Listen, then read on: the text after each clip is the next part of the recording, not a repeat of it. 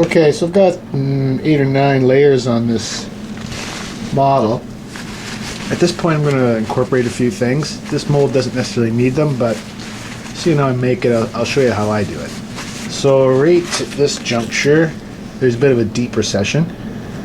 I'm just going to level that up, so I'm going to use polyfiber, and there's a deep spot here in the front. I'm going to fill that a little bit with polyfiber.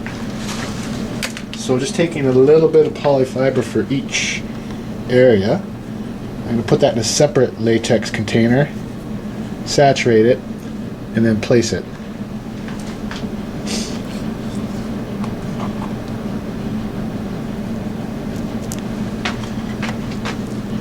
So we're just going to make sure that polyfiber is completely soaked, and we're going to work it in. Now this area will take a little longer to dry because obviously it's thick with polyfiber.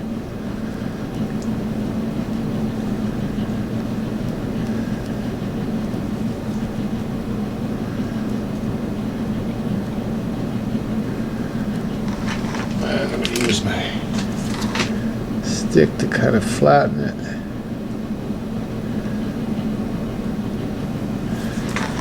Now the front.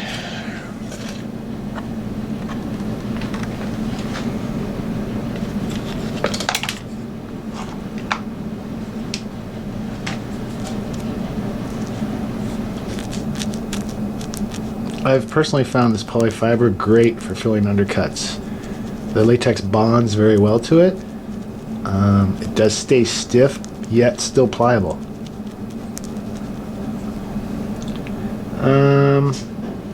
Now the other thing I think I'm going to show you is to embed reinforcement. That's cheesecloth. This is going to be a living hinge. It doesn't need it, but I'm going to throw a little reinforcement in there anyways.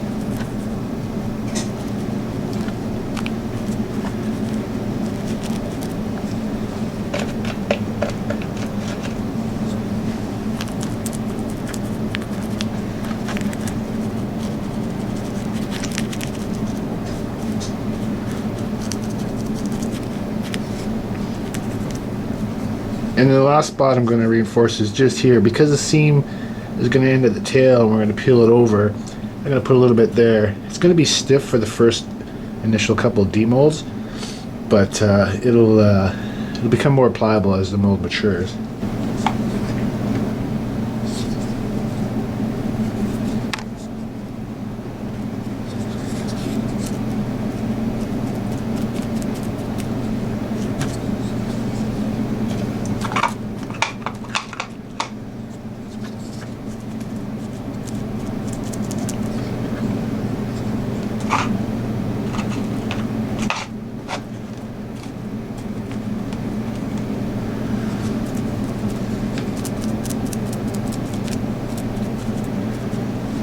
Now, if you didn't want to make a fiberglass backup, this cheesecloth reinforcement works really well for helping the latex hold its shape.